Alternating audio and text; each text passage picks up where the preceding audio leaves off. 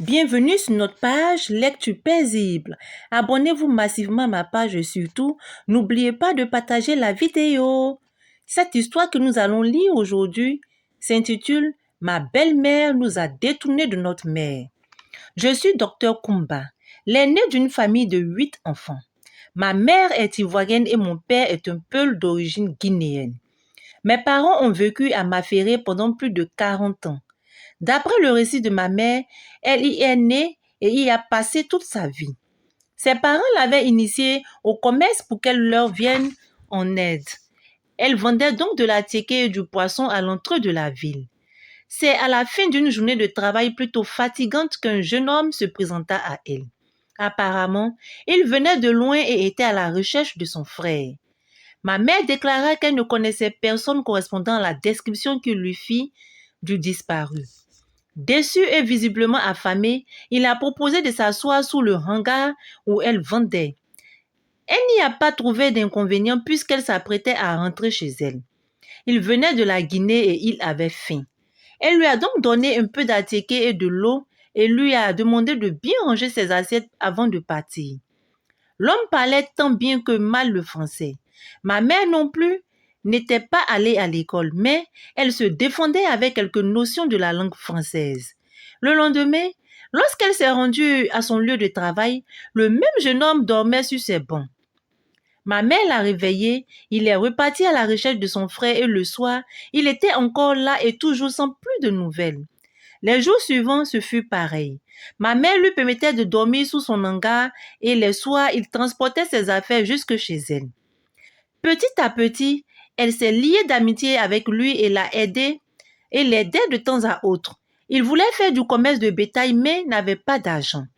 La simple vendeuse d'attiqué aux poissons qu'elle était lui a donc prêté de l'argent pour démarrer son activité. Cela a consolidé leur relation que bon nombre de personnes critiquaient. Elle était une fille de la région et son attachement à cet étranger en dérangeait plus d'un. Même ses propres parents n'approuvaient pas cette relation. Puis, petit à petit, cet étranger a commencé à s'imposer et à se faire apprécier de tous par son courage et son sérieux. Cet homme est devenu 2 années plus tard mon père. Il a converti ma mère à l'islam et ils se sont mariés. Et 7 autres enfants sont nés, 4 filles et 3 garçons. Leur vie avait changé. Bien que n'étant pas allés à l'école, mes parents voulaient que leur progéniture reçoive une bonne instruction pour avoir un avenir brillant. Par chance, nous aimions tous l'école. Après 32 ans de vie commune et 5 enfants qui tous travaillaient, mes parents étaient très heureux. Ils n'arrêtaient pas de nous raconter l'histoire du peul guinéen et de la petite Annie de Maféré. C'était un très beau métissage qui ne laissait personne indifférent. Nous étions une famille soudée et sans histoire. Mes frères et moi rendions visite presque tous les week-ends à nos parents. Les plus jeunes, Doudou, Koura et Sarah vivaient encore avec eux. Mon père n'était plus retourné dans son pays jusqu'au jour où il a rencontré un exportateur de bétail à Port-Boué qui lui a donné des nouvelles de son frère et de sa famille. En réalité, son frère était à Aboisseau lorsqu'il le recherchait. Il était, paraît-il, rentré définitivement il y avait 2 ans dans son pays, après avoir fait fortune en Côte d'Ivoire. Ces nouvelles ont attristé mon père qui a décidé d'aller en Guinée rendre visite à sa famille. Il a promis à ma mère qu'il en profiterait pour leur annoncer qu'il avait rencontré une femme généreuse avec qui il s'était marié et qu'à son prochain voyage, nous irions ensemble pour qu'il nous présente à toute sa famille. Mon père était parti depuis 3 mois. Ma mère s'inquiétait. Elle avait peur qu'il ne revienne plus parmi nous. Un soir, il est rentré de son voyage amaigri en compagnie d'une autre femme. Il nous a annoncé que ses parents lui avaient demandé d'épouser une femme de chez lui. Notre belle-mère était une jeune femme d'environ 28 ans. Ma mère était loin de s'imaginer ce qui l'attendait. À peine ma belle-mère s'installa dans la maison, mon père demanda à ma mère d'emménager dans la chambre de mes frères, située au dehors dans la cour et de céder sa chambre à sa rivale. Elle a obéi sans discuter. Nous étions tous là impuissants devant cette décision plutôt injuste. Ma belle-mère nous a tous réunis, mon père et tous les enfants. Elle nous a offert à tous des cadeaux de la Guinée. Les filles avaient reçu des boubous de grande valeur et les hommes des boubous et des sandales. Bien sûr, mon père était derrière tout ça. Nous l'avions compris. Il voulait qu'on accepte sa petite femme comme notre mère et cela a marché. Tanti Dossou, comme nous l'appelions tous, a su gagner notre affection au point que notre génitrice ne comptait plus pour nous. Celle-ci pleurait à longueur de journée, surtout lorsqu'elle nous entendait discuter et rire avec Tanti Dossou. Nous trouvions tous qu'elle exagérait et qu'elle aurait dû elle aussi l'accepter. Elle restait constamment dans la chambre du dehors et refusait de nous rejoindre dans la maison. Elle était frustrée et n'acceptait pas le fait que papa ait pris cette seconde épouse. Nous n'arrivions plus à nous entendre avec elle car elle refusait de se soumettre à sa décision.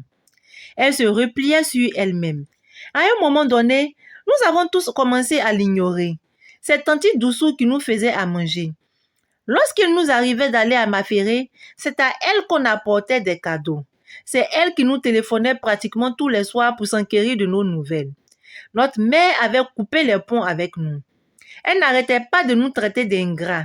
Il nous arrivait même d'aller au village sans le lui dire. Même lorsqu'elle nous entendait, elle refusait de sortir de sa chambre. Ma belle-mère a donné 2 enfants à mon père. Mes 2 petits frères sont nés dans la clinique où j'exerçais. Les parents de ma mère nous ont plusieurs fois interpellés sur nos rapports avec notre mère.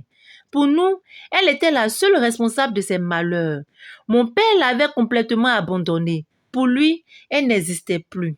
Tanti Dossou nous avait tous conquis. C'est lorsque j'ai rencontré Idriss que nous avons décidé de nous marier qu'il m'a ouvert les yeux. Lorsque je suis allée le présenter à ma famille, il m'a demandé si Tanti Dossou était ma propre mère parce qu'il la trouvait bien jeune. Mon père était content de savoir que j'allais me marier. Ce jour-là, Tanti Dossou nous avait bien reçus, Idriss et moi. En sortant de chez mon père, j'ai aperçu ma mère assise dans un coin de la cour. Sur le chemin de retour, j'ai expliqué à mon futur époux comment nos rapports s'étaient dégradés avec notre mère depuis 8 ans. Il est entré dans une colère noire. Il ne trouvait pas normal de rejeter sa propre mère au profit d'une autre, même si elle avait commis des erreurs. Il ne s'est pas arrêté là. Il nous a convoqués, mes frères et moi, pour qu'on en discute. En temps, Tanti Dossou s'apprêtait à charger mon mariage. Idriss était persuadé que cette situation n'était pas normale. Il nous a demandé de revoir notre position, sinon, si elle mourait dans ces conditions, nous serions les enfants les plus malheureux de la terre. Ces conseils nous ont touchés au point que nous avons décidé de faire la paix avec elle. Mon mariage en dépendait. Idriss était très pieux.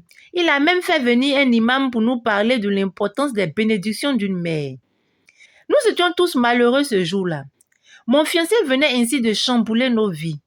L'imam a proposé de faire une lecture du Saint-Coran pour demander à Dieu de nous guider. Mon père a été convié à se joindre à nous, mais il a trouvé que c'était un complot contre sa femme et lui. Nous nous sommes tous rendus auprès de notre mère. L'imam nous a réconciliés. C'était émouvant. Elle est venue vivre avec moi. Mes frères et moi essayons de nous rapprocher d'elle. Tanti Dossou ne supportait pas cette réconciliation. Notre père a fini par se rallier à nous après avoir discuté avec les imams. Notre famille fut à nouveau réunie, mais notre belle-mère, se sentant menacée, a décidé de retourner au pays pour y passer un moment.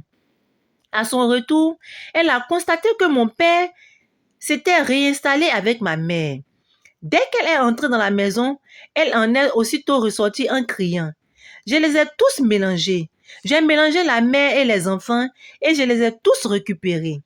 C'est moi qui ai divisé la famille. Puis, elle s'est enfuie pour ne plus jamais revenir. Elle était devenue folle.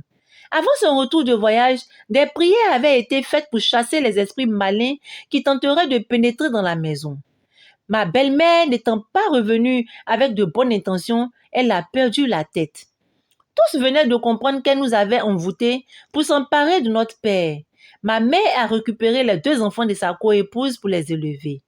Papa a ramené Tanti Dossou dans son pays où elle est restée pour toujours. Ainsi s'achève notre histoire. Je vous dis à très bientôt pour la prochaine histoire. À sa place.